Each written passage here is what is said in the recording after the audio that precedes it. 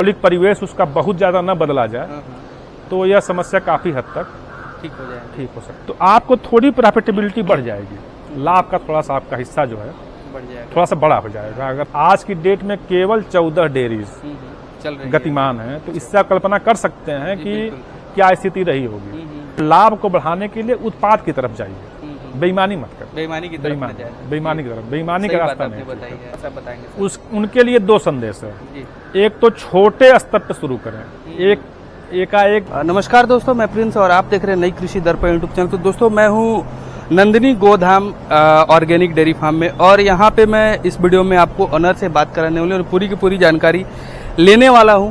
तो प्लीज आप वीडियो को अंत तक जरूर बने रखें क्योंकि वीडियो काफी लंबी होने वाली है। कहने का मतलब मैं इसको 2 पार्ट में आपको दिखाऊंगा। लंबी क्योंकि बहुत सारे लोगों के पास समय नहीं हो पाता है, समय के अभाव में लोग वीडियो पूरी, इसलिए मैं सोचता हूं कि मैं छोटी से छोटी वीडियो दिखाऊं और पूरी की पूरी जानकारी इकट्ठा करने का प्रयास करूं। तो 2 वीडियो में दिखाऊंगा और पूरी की पूरी जानकारी इस फार्म में लूंगा। उसके पहले मैं आपसे रिक्वेस्ट करूंगा कि आप हमारे चैनल पर नए हैं तो प्लीज सब्सक्राइब कर लीजिएगा, साथ में बेल आइकन का बटन को प्रेस कर लीजिएगा ताकि जब भी मैं वीडियो बनाऊं तो आपको अपडेट जो है मिलता रहे। तो आइए मैं ऑनर से बात कराता हूँ और पूरी की पूरी जानकारी। नमस्कार सर, स्वागत है हमारे इस यूट्यूब चैनल पर। नमस्कार जी, सबसे पहले आप अपना परिचय दे दीजिएगा और अपने फार्म का एड्रेस बता दीजिएगा, ये कहाँ पर है। जी, मेरा नाम है डॉक्टर शैलेंद्र प्रताप सिंह। तो अब हम आते हैं सर, आपका ये तो स्ट्रक्चर हो गया। अब मैं आता हूँ कि जैसे पशु लोगों को खरीदारी करते हैं तो लोगों को कहाँ से खरीदारी करनी चाहिए और आप कहाँ से खरीदते थे, ये चीज बताएं। नहीं, हमने शुरू में तो खरीदारी वहीं हरियाणा से हम लोग ले आए थे, जो उसमें प्रोजेक्ट का नियम भी था। जी जी, पिताजी को सख्त निर्देश था कि पशु आप जो है प्रदेश के बाहर से ही लाएंगे। अच्छा अच्छा। तो उसमें हम लोग हरियाणा से पशु ले आए। कुछ अच्छा अनुभव रहा, कुछ खराब अनुभव रहा। उतनी दूर से लाने में एक्सीडेंट वगैरह का बहुत चांसेस था। एक बार तो हम लोग की बहुत गायों का नुकसान हुआ।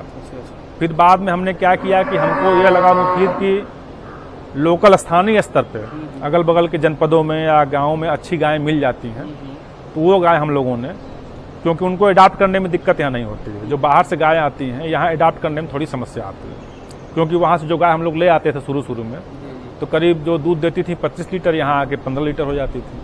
अब यहाँ जो हम लोग गाय लाते हैं तो जैसे ही लाते हैं वैसे ही रहते हैं। तो कुल मिलाकर के आप पशुपालकों को ये सलाह देना चाहें कि लोकल स्थानीय लोगों से, स्थानीय स्तर पे अच्छी गाय मिल जाती हैं। आप किसानों से, पशुपालक से गाय खरीदेंगे सबसे अच्छा, आपको कम कीमत में अच्छी गाय मिलेगी। कितने लीटर तक वाली खरीदनी चाहिए शुरुआती दौर में, थोड़ा सा बताएंगे। देखिए गाय, देखिए अगर आपके हट का मतलब सेट का एवरेज 15 लीटर कम से कम आना चाहिए। अच्छा। अगर डेयरी व्यवसाय आपको करना है तो 20 लीटर से ऊपर की गाय लाइए। 20 लीटर से कम की गाय लाएंगे तो आपके लिए बहुत मुफीद तो नहीं होगा। जी, तो ये मतलब कि 20 से प्लस हमेशा होनी चाहिए। जी, गाय जो है 20 से 25 लीटर की हम लोग लाते हैं। अच्छा। कुछ गाय हमारे पास 30 लीटर की भी हैं। तो उससे हमको प्रोडक्शन को मैनेज करने में, अपनी डिमांड को पूरा करने में कस्टमर की मदद मिलती है। जी, तो इस तरह की पशु मतलब इस आपके स्थानीय में कितने रेट तक मिल जाती है? स्थानीय में पशु हमारे पास देखिए 50,000 से लेके 70-80 हजार तक में मिल जाएंगे, जो कि 15 लीटर से लेके 25 लीटर तक के दूध वो देंगे। तो अब हम थोड़ा सा आते हैं डेयरी के परेशानियों को लेकर के। जैसे गर्मी वगैरह में शेड काफी अच्छा है, आपका हाइट भी काफी अच्छा है, तो क्या इस तरह का शेड में गर्मियों में परेशानी होती है? जैसे अप्रैल और मई के महीने में काफी परेशानी होता है सर डेयरी में। जी, अप्रैल मई में खासकर 2 महीने में तापमान बहुत ज्यादा रहता है। हमने ऊंचाई पर्याप्त रखी है, फिर भी थोड़ा सा तापमान नीचे परेशान करता है। तो उसमें हम लोग चारों तरफ पर्दे गिरा करके और कूलर को चला देते हैं। अच्छा, कूलर। जी, तो काफी राहत में 5 डिग्री तक टेम्परेचर नीचे कम कर लेते हैं। जी, तो उस समय मतलब कुछ राहत हो जाती है।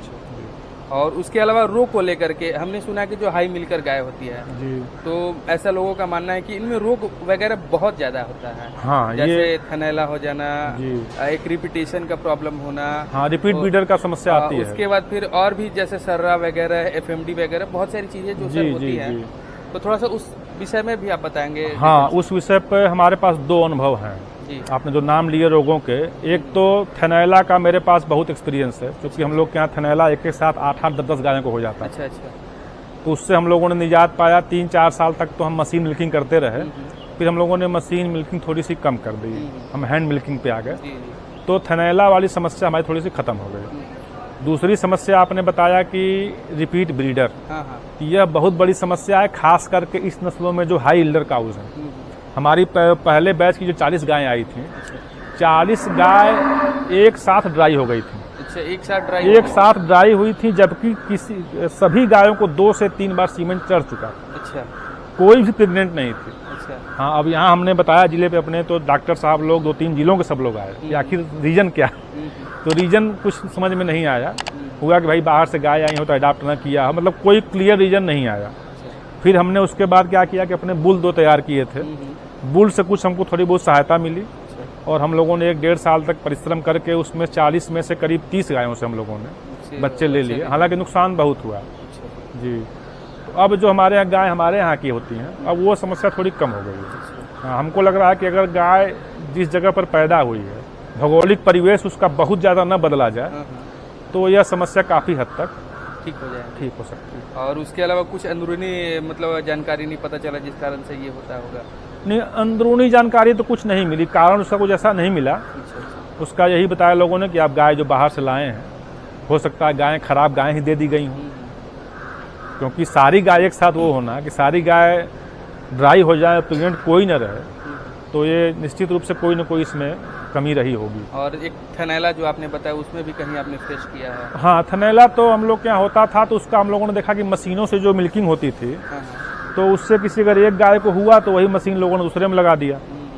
प्रॉपर सावधानी बरती जाती थी कि न लगाए, जिसके बाद भी कहीं न कहीं से वो लेसन बन के तो एक साथ 7-8, 8-8 गायों को होता था।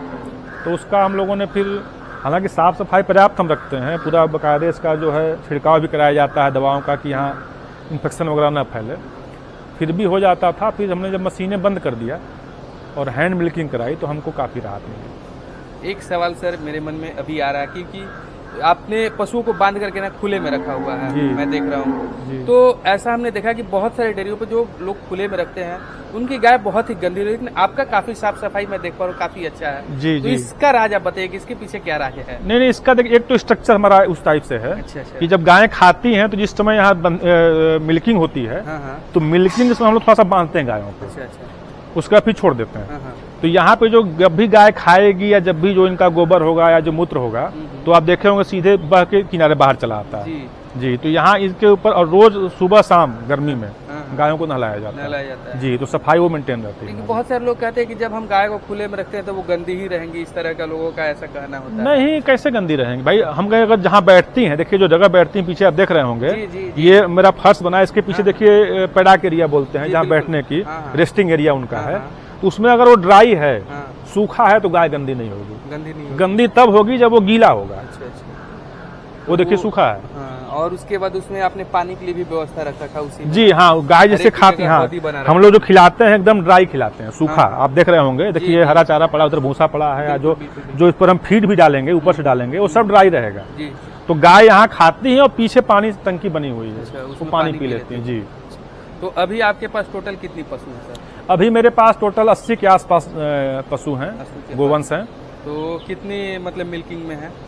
मिल्किंग में करीब 45 है। तो दूध कितना निकाल लेते हैं आप? दूध हमारा इस समय 5 क्विंटल के आसपास होता है। 5 क्विंटल के आसपास पूरे दिन का निकल जाता है? जी, दोनों टाइम मिला के हम बता रहे हैं। किस रेट से दूध जाता है? क्या दूध के अलावा और भी प्रोडक्ट वगैरह आप बनाते हैं, कहीं सेल करते हैं, नहीं करते, ये चीज बताएंगे? दूध तो हमारा 55 रुपए के रेट से बिकता है। वो हम शहर में सुबह से हमारी मिल्क वैन जाती है, तो हमारे रोज के जो उपभोक्ता हैं अपना वो प्राप्त कर लेते हैं। और दूध के अलावा हमने कुछ उत्पाद भी बनाने शुरू किए हैं पिछले कुछ वर्षों में। तो हम दूध के बाद दही, पनीर और देसी घी। देसी घी में भी आपको A1 और A2 दोनों हमारे यहाँ मिलेगा। कुछ गायें हमने साहिवाल और गिर भी रखी हुई हैं। अभी वो बाहर खुली हुई घूम रही होंगी सर, पीछे देख रहे बिल्कुल यहाँ भी जी हाँ, पीछे घूम रही हैं सर। तो वो रखते हैं। इसके अलावा मिठाइयाँ बनाना शुरू किया हमने। जी, तो रसगुल्ला, गुलाब जामुन, पेड़ा और बर्फी, ये मिठाइयाँ हमारे यहाँ मिलती हैं। तो आप तो दोनों चीज अनुभव कर चुके हैं, तो सबसे बेस्ट कौन सा है ये बताएंगे? दूध बेचना या दूध का प्रोडक्ट बना करके बेचना बेस्ट? नहीं, देखिए दूध, शुद्ध दूध तो दुर्लभ चीज है। अगर हम यह दे रहे हैं तो बहुत बड़ी हमको खुद फायदा है कि दूध हम शुद्ध खुद खाते हैं और अपने कंज्यूमर को भी देते हैं। बाकी एक मेरा अपना अनुभव जो है, दूध बेचने का मतलब है, और ये अनुभव डेयरी व्यवसायियों के लिए दे रहा हूं मैं, दूध बेचने का मतलब है कि अपनी सारी संभावनाओं को बेच देना। अच्छा जी, दूध संभावना आपने पैदा किया। आप जब परिश्रम करते हैं, इतने लोग के साथ मिलकर लगते हैं, खर्च करते हैं, तो आप दूध पैदा करते हैं। गाय अमृत देती है, दूध है। उस दूध को अगर आप सेल कर देते हैं तो सारी संभावनाएं उस दूध में थी। उसका बिना दोहन किए आपने बेच दिया, तो ठीक है दूध हमने बेच दिया। अब हम जो अगला प्रोग्राम बना रहे हैं, अगला कार्यक्रम हमारा है, डेयरी का विस्तार करना है हमको अपनी डेयरी का। उसमें हम लोग योजना ये बनाए हुए हैं कि अधिकतम उसको जब तक आप उत्पाद में नहीं कन्वर्ट करेंगे दूध को, तब तक आप बहुत लाभ की अवस्था में नहीं आ सकते। तो और सबसे अच्छा उत्पाद क्या है, पनीर और दही और घी तो ठीक है आप बनाते हैं, बेहतर है मैं राय यही देता हूं अपने साथियों को जो लोग नए आते हैं व्यवसाय में कि आप मिठाई पर थोड़ा सा ध्यान दीजिए, शुद्ध मिठाइयाँ बनाइए, शुद्ध दूध की मिठाइयाँ बनाइए, तो आपको थोड़ी प्रॉफिटेबिलिटी बढ़ जाएगी, लाभ का थोड़ा सा आपका हिस्सा जो है बढ़ जाएगा, थोड़ा सा बड़ा हो जाएगा अगर आप उसको उत्पाद में कन्वर्ट करते हैं। जी बड़े स्तर पर कर रहे हैं तब? जी बड़े स्तर पर कर रहे हैं तब, छोटे स्तर पर बहुत कहाँ ज्यादा कर पाएंगे। नहीं कर बड़े स्तर पर जो भी प्रोडक्शन, जिसका भी प्रोडक्शन हम कर रहे हैं कि 2 कुंटल से ज्यादा हो, 200 लीटर पर डे से अधिक का उत्पाद अगर है, तो आप, हमारी राय ये है कि आधा अगर आप दूध सेल करते हैं तो आधे का उत्पाद बनाइए। आधे का उत्पाद जी उत्पाद बनाएंगे तो थोड़ा सा लाभ आपका बढ़ेगा, क्योंकि डेयरी व्यवसाय खास करके उत्तर प्रदेश में बहुत लाभप्रद नहीं रहा। अगर आपको हम बताएं, आंकड़े बताएं, तो 2014-15 में करीब 300 से ज्यादा कामधेनु डेयरी उत्तर प्रदेश में खुली थी। जी जी जी। आज की डेट में केवल 14 डेयरीज चल रही गतिमान है, तो इससे आप कल्पना कर सकते हैं कि क्या स्थिति रही होगी।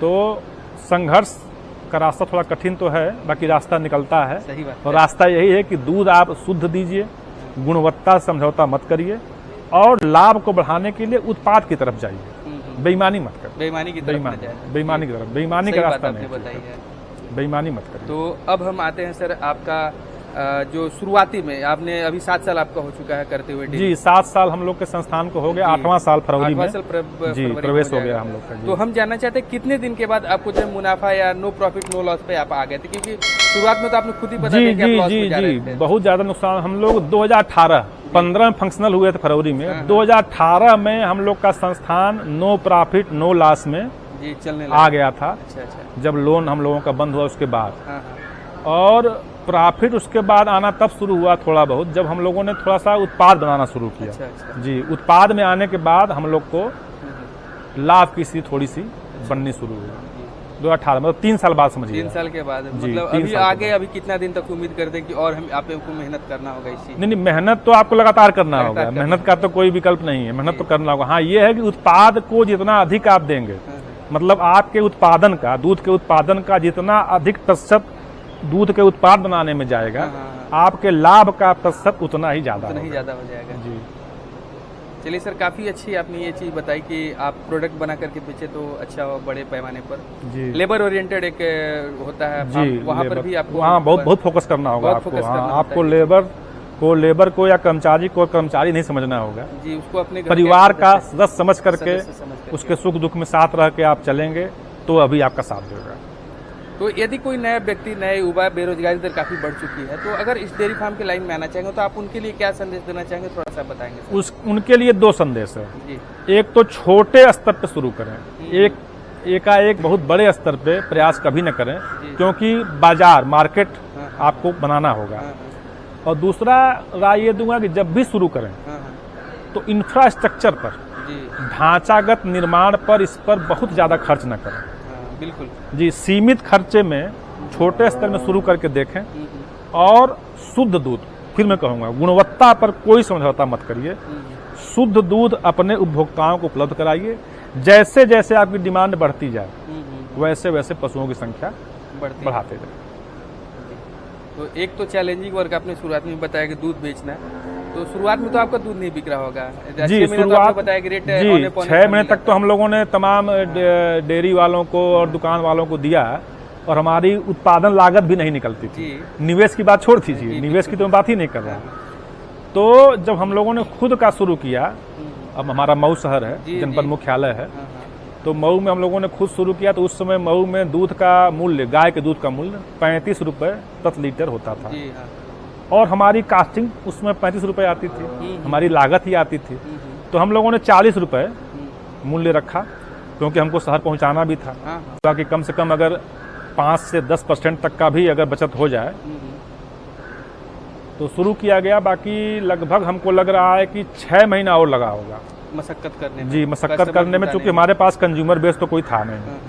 बाकी जैसे जैसे लोग जुड़ते गए हाँ, संख्या उनकी बढ़ती गई और 6 महीने बाद हमारा पूरा दूध अच्छा 40 रुपए के मूल्य से ही बिकने लगा हाँ, और लोगों ने प्रशंसा भी हमारी काफ़ी की। जी जी। हाँ, चलिए, काफ़ी अच्छी जानकारी सर आपने दी और काफ़ी महत्वपूर्ण समय भी आपने दिया हमारे चैनल को, इसके लिए आपको तहे दिल से नहीं बहुत बहुत धन्यवाद। आप लोगों को भी धन्यवाद। जी। जी।